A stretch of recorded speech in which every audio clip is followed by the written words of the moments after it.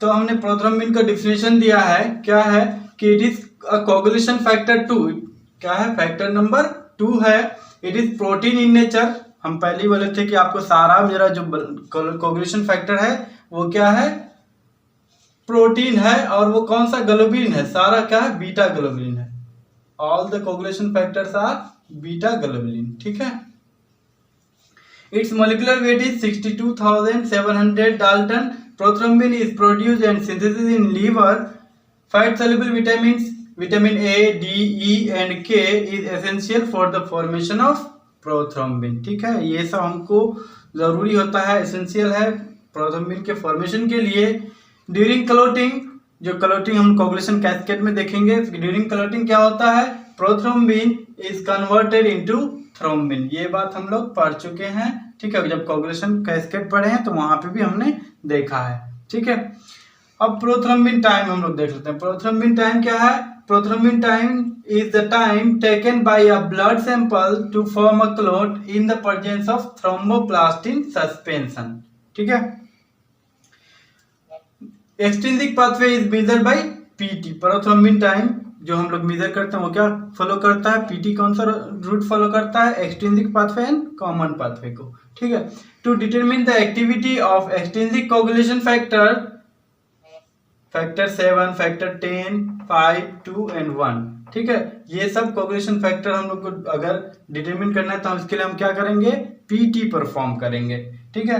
Important in induction and monitoring of oral anticoagulant therapy. PT जो हम लोग करते हैं ये क्या करता है? आल्सो मॉनिटर करता है ओरल एंटीकोगुलेंट थेरेपी। जैसे कि हम लोग क्या देते हैं पेशेंट को ओरली, ठीक है, 2 चीज देते हैं, हेपरिन एंड वारफेरिन। तो ये हम लोग एंटीकोगुलेंट सच एज वारफेरिन देते हैं। ठीक है, वारफेरिन देते हैं।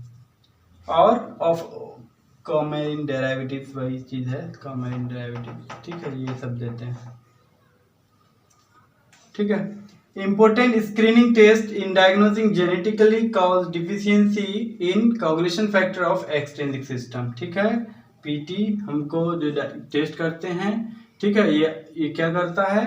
डायग्नोज करता है जेनेटिकली कॉज डिफिशियंसी है अगर मेरे एक्सट्रिंसिक पाथवे में कौन कौन सा कोगुलेशन फैक्टर्स आता है? तो फैक्टर 7, ठीक है, और कॉमन पाथवे 10, 5, 2 एंड 1, ये सब में भी डिफिशियंसी होगा तो क्या होगा? हम पीटी परफॉर्म करेंगे तो मेरा क्या होगा? पीटी प्रोलॉन्ग्ड होगा। ठीक है। Prothrombin time must be tested before liver biopsy. ठीक है, लीवर बायोप्सी के पहले भी प्रोथ्रोम्बिन टाइम परफॉर्म करते हैं हम लोग, किया जाना चाहिए। ठीक है। देखिए वारफेरिन ये जो हम लोग यूज करते हैं, ठीक है, जैसे क्या डीप वेन थ्रोम्बोसिस होता है किसी पेशेंट को तो उसके लिए क्या होता है? ओरली एंटीकोगुलेंट थेरेपी दिया जाता है, वारफेरिन दिया जाता है। ठीक है, एमआई के केसेस में भी दिया जाता है। तो ऐसे केसेस में क्या होता है? मेरा वारफेरिन ये क्या करता है? ब्लड थिनर है तो ये क्या करता है? जो मेरा प्रोथ्रोम्बिन टाइम है उसको क्या करता है? प्रोलॉन्ग कर देता है। ठीक है, ये एक्चुअली क्या करता है? इनहिबिट करता है। ठीक है, जैसे विटामिन के मेरा क्या है? एसेंशियल है कोगुलेशन मेरा ब्लड क्लॉटिंग के लिए। तो ये क्या करता है? विटामिन के जो मेरा वर्क करता है उसको फंक्शन को नॉन फंक्शनल बना देता है, मतलब कि उसकी एक्टिविटी को क्या कर देता है? इनहिबिट करता है। ठीक है, इसलिए वारफेरिन क्या करता है? मेरा इनहिबिट करता है तो विटामिन के फंक्शन को, इस वजह से मेरा प्रोथ्रोम्बिन टाइम क्या होता है? प्रोलॉन्ग्ड होता है। मेथड क्या है मेरा? Quick 1 stage method. ठीक है, ये मेथड है मेरा, क्या करते हैं? पीटी एस्टिमेशन के लिए। प्रिंसिपल देख लेते हैं।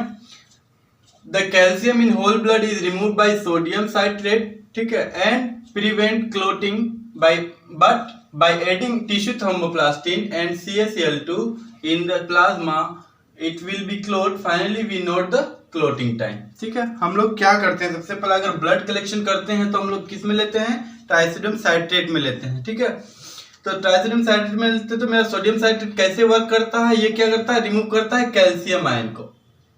ठीक है, ये एंटीकोगुलेंट कैसे वर्क कर रहा है? ये क्या कर रहा है?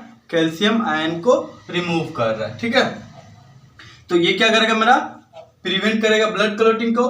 तो हम क्या करते हैं? उसमें ऐड करते हैं, उस प्लाज्मा में हम क्या करते हैं? ऐड करते हैं टिश्यू थ्रोम्बोप्लास्टिन और CaCl2 का सस्पेंशन, जो कि मेरे पास ऑलरेडी अवेलेबल है। क्या है? थ्रोम्बोप्लास्टिन सस्पेंशन मार्केट में अवेलेबल है, ठीक है, वो रेडी टू यूज होता है, ठीक है, वो ऐड करते हैं तो ऐड करते हैं तो क्या होता है मेरा जो अब वो क्लोट फॉर्म करेगा और उसी क्लोट फॉर्म को हम लोग क्या करते हैं नोट करते हैं कि कितना देर में क्लोट फॉर्म हुआ, ठीक है।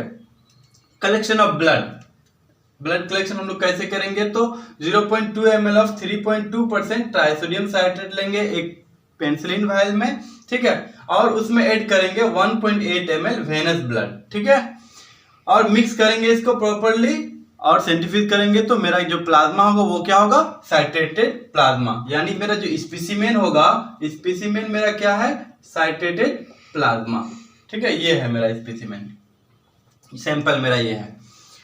तो इसके लिए हम लोग समझ लिए, ठीक है, कलेक्शन हम लोग को कैसे करना है। तो कलेक्शन के लिए हम क्या बोल रहे हैं 0.2 ml 3.2% ट्राइसोडियम साइट्रेट, उसमें ऐड कर देंगे 1.8 ml वेनस ब्लड, मिक्स करेंगे प्रॉपर्ली, सेंट्रीफ्यूज करेंगे तो जो प्लाज्मा ऑब्टेन होगा वो क्या होगा साइट्रेटेड प्लाज्मा होगा, ठीक है। इसी से हम लोग पीटी परफॉर्म करेंगे। तो इसमें देखिएगा डाइल्यूशन मेरा क्या होता है 1:9, यानी एक पार्ट मेरा एंटीकोगुलेंट का है, 1 पार्ट एंटीकोगुलेंट पार्ट है और 9 पार्ट मेरा क्या है ब्लड, ठीक है। ये मेरा रेशियो हमेशा मेंटेन होना चाहिए, ठीक है, चाहे हम कितनों भी क्वांटिटी लें। अब रिएजेंट्स हम लोग को जनरली क्या बोलते हैं, रिएजेंट्स मेरा लिक्विप्लास्टिन या यूनिप्लास्टिन नाम से किट अवेलेबल होता है, ठीक है, ये कमर्शियली अवेलेबल है। इसका कंपोजिशन क्या होता है वो देख लेते हैं। रिएजेंट्स में नंबर 1 क्या है कॉमर्शियल थ्रोम्बोप्लास्टिन, ठीक है, कॉमर्शियल थ्रोम्बोप्लास्टिन, इसमें ये क्या होता है कैसे एक्सट्रैक्ट होता है तो these are extract from brain of rabbit और ह्यूमन, ठीक है, ह्यूमन के ब्रेन से या फिर रैबिट के ब्रेन से हम लोग क्या करते हैं इसको ऑब्टेन करते हैं, ठीक है, और जो कि पाउडर फॉर्म में या लिक्विड फॉर्म में अवेलेबल है, ठीक है। इसमें क्या करते हैं डाइल्यूएंट CaCl2 0.025 मोल पर लीटर, ठीक है, ये दोनों का क्या होता है मिक्सचर होता है, दोनों का ये सॉल्यूशन होता है, ठीक है। Mix it properly to obtain a homogenous mixture. तो ये चीज क्या होता है ये दोनों का जो रेशियो होता है 1:1 होता है, ठीक है, 1:1 होता है। एक पार्ट ये होता है एक पार्ट ये होता है, यानी मेरा अगर हम दो टेस्ट में हम प्रोसेस करें प्रोसीजर में क्या होता है 0.1 ml यानी 100 माइक्रोलीटर अगर हम ये लेते हैं तो 100 माइक्रोलीटर ये दोनों का सस्पेंशन रहता है, ठीक है, दोनों को प्रॉपर्ली मिक्स करते हैं तो टोटल रिएजेंट मेरा क्या होता है 200 माइक्रोलीटर, उसमें प्लाज्मा हम लोग क्या होता है मेरा 100 माइक्रोलीटर। अब रिक्वायरमेंट्स में देख लेते हैं वाटर बाथ 37 डिग्री टेम्परेचर होना चाहिए, स्टॉप वॉच और टाइमर, टेस्ट ट्यूब, पिपेट, माइक्रोटिप्स, ठीक है। और क्या होना चाहिए ये मेरा जो टेस्ट ट्यूब होगा वो ज्यादातर हम लोग यूज करते हैं रिया वायल्स यानी कि प्लास्टिक वाला टेस्ट ट्यूब यूज करते हैं, ठीक है, रिया वायल्स यूज करते हैं, ये ज्यादा अच्छा है, ठीक है, ग्लास वाले टेस्ट ट्यूब से। और भी मेरा बहुत सारा सिरिंज कॉटन, ठीक है, कलेक्शन के लिए चाहिए, ठीक है। प्रोसेस हम लोग देख लेते हैं, प्रोसेस में क्या बोल रहे हैं 0.2 ml of patient saturated plasma is taken in a clean and dry small size test tube. एक स्मॉल साइज टेस्ट ट्यूब में हम क्या करेंगे 100 माइक्रोलीटर, ठीक है, प्लाज्मा यानी सैचुरेटेड प्लाज्मा लेंगे, ठीक है, उसको इंक्यूबेट करेंगे, इंक्यूबेटेड 37 डिग्री से फॉर 10 मिनट, 10 मिनट हमने उसको इंक्यूबेट किया। उसके बाद क्या करेंगे उसमें ऐड करेंगे 0.2 ml यानी 200 microlitre of homogeneous mixture of calcified thromboplastin reagent, यानी कि मेरा जो थ्रोम्बोप्लास्टिन रिएजेंट अवेलेबल है रेडी टू यूज है, जिसको हमने क्या बनाया था होमोजेनस मिक्सचर बनाया था, ठीक है, थ्रोम्बोप्लास्टिन सस्पेंशन बनाया था, उसको हम लोग क्या करेंगे 200 माइक्रोलीटर लेंगे, ठीक है, और ऐड करेंगे उसमें किसमें 100 माइक्रोलीटर प्लाज्मा पेशेंट के प्लाज्मा में। एंड साइमल्टेनियसली हम क्या करेंगे स्टार्ट द स्टॉपवॉच। अब स्टॉपवॉच को हम क्या करेंगे स्टार्ट कर लेंगे, फिर क्या करेंगे टिल्ट करेंगे the tube gently and observe the clot formation. Tilt means होता है कि हम क्या करेंगे हिलाएंगे, ठीक है, शेकिंग करेंगे, लेकिन वाइगरसली शेकिंग नहीं करेंगे, टिल्ट करेंगे the tube gently and observe the clot formation, और क्लॉट फॉर्मेशन को हम लोग देखेंगे। If clot appears in the tube, जैसे ही क्लॉट मेरा अपीयर होगा ट्यूब में स्टॉप करेंगे, stop the stopwatch and note the time, stopwatch को स्टॉप करेंगे और टाइम को हम नोट कर लेंगे, ठीक है। Repeat the test process at least 3 times on same procedure and note the time for each process, ठीक है। अब इसी टेस्ट को हम क्या करेंगे 3 बार ठीक है, कम से कम हम इस टेस्ट को परफॉर्म करेंगे, ठीक है, सेम प्रोसेस से। तो ये क्या कहलाएगा मेरा, this is known as mean thromboplastin time, ठीक है। ये तीनों को, जैसे सपोज मेरे पास एक बार 15 सेकंड आया, एक बार 16 सेकंड आया, एक बार 17 सेकंड आया, तो मेरा मीन क्या हो जाएगा, इन तीनों को ऐड करके 3 से डिवाइड कर दें, मेरा मीन निकल जाएगा, यानी मीन मेरा क्या होगा, 16 सेकंड होगा, ठीक है। तो यही मीन निकालना है।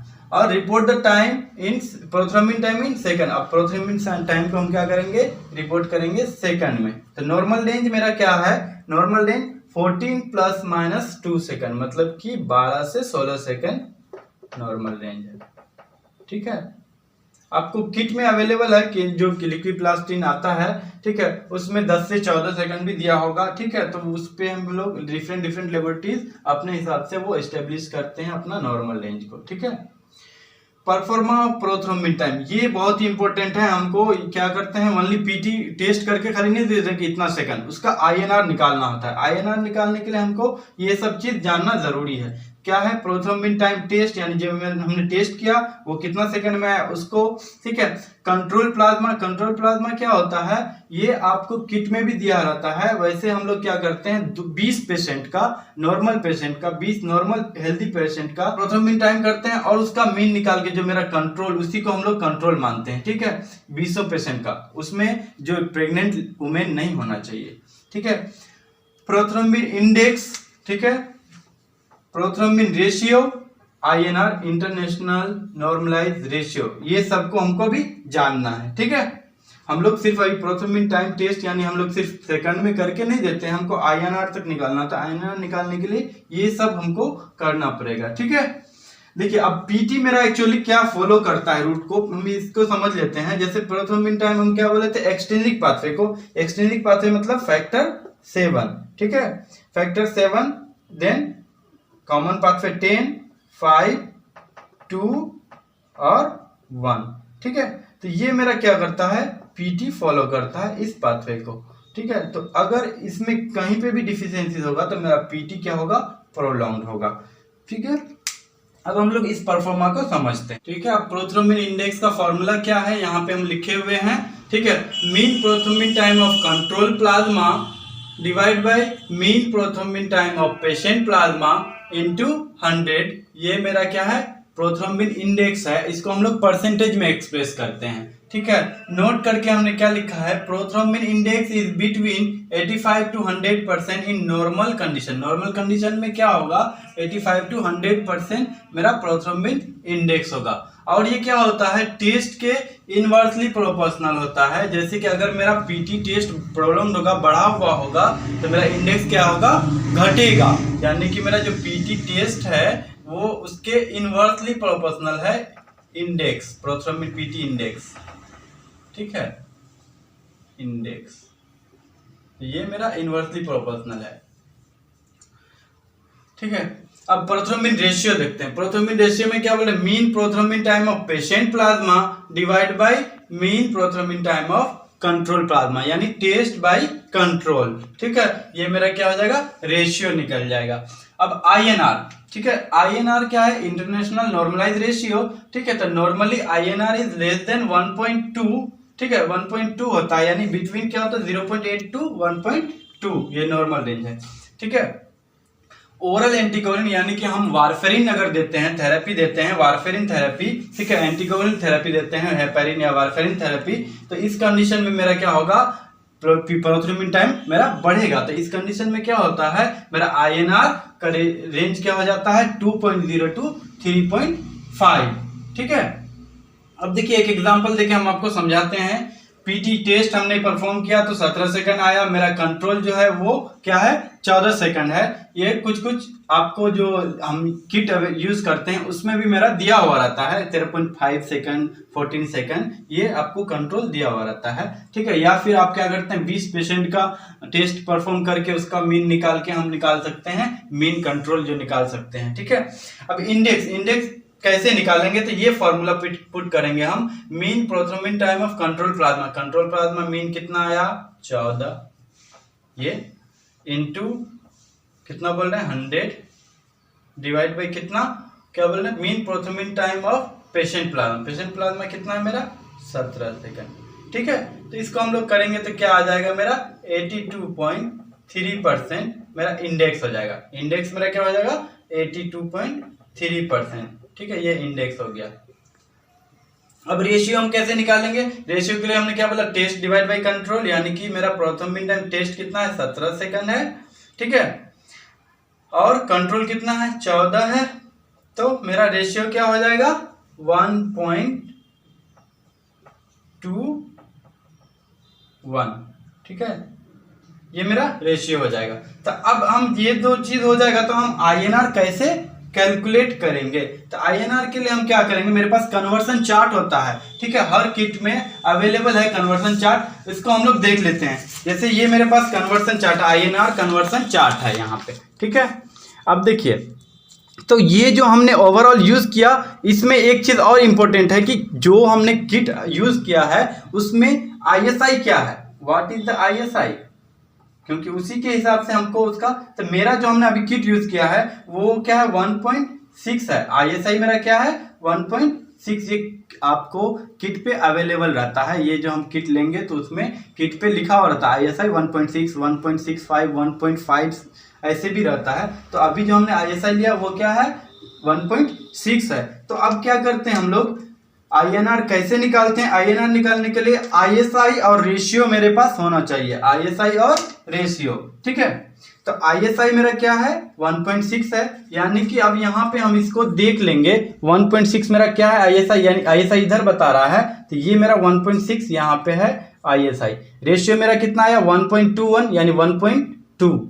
ठीक है, ये मेरा इधर रेशियो है, इधर ISI है। ठीक है, तो 1.2, अब ये हम यहाँ पे 1.6 पे देख लेंगे तो मेरा क्या आ जा रहा है 1.3 INR आ रहा है। कितना आ रहा है 1.3। ठीक है, ये कन्वर्सन चार्ट है। ठीक है, तो ये कन्वर्सन चार्ट आपके पास होना चाहिए, नहीं तो आपके पास फॉर्मूला है लॉग करके हम निकाल सकते हैं, लेकिन उस पर हम लोग नहीं जाते हैं। हर टेस्ट किट पे ये कन्वर्सन चार्ट आपको दिया रहता है, इस तरह से हम INR निकालते हैं। ठीक है, देखिए कुछ नहीं करना है, मेरा ISI ऐसे दिया हुआ है, ISI दिया हुआ है। ठीक है, ISI इधर दिया हुआ है और मेरा INR जो मेरा रेशियो है, रेशियो, ठीक है, रेशियो इधर दिया हुआ है। तो हम क्या करेंगे, ISI मेरा सपोज 1.6 यहाँ आया। ठीक है, ये 1.6 यहाँ है, तो मेरा रेशियो क्या है 1.2 यहाँ है।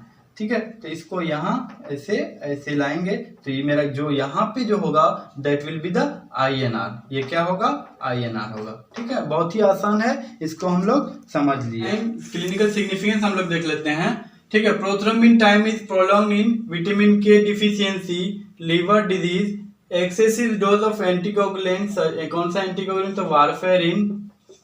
ठीक है, और हेपेरिन भी देते हैं। Dose of anticoagulant in myocardial infarction. ठीक है, डीप वेन थ्रोम्बोसिस, ये सब केसेस में भी हम लोग क्या करते हैं, देते हैं। तो मेरा क्या होगा PT प्रोथ्रोम्बिन टाइम प्रोलॉन्ग्ड होगा। ठीक है, DIC डिसेमिनेटेड इंट्रावास्कुलर कोगुलेशन। ठीक है, इसमें DIC के केसेस में मेरा हर चीज प्रोलॉन्ग होता है, ब्लीडिंग टाइम, क्लोटिंग टाइम। ठीक है, प्रोथ्रोम्बिन टाइम, APTT, सारा चीज मेरा प्रोलॉन्ग होता है। ठीक है, in case of positive occult blood. ठीक है, इसमें भी मेरा क्या होता है प्रोथ्रोम्बिन टाइम प्रोलॉन्ग होता है।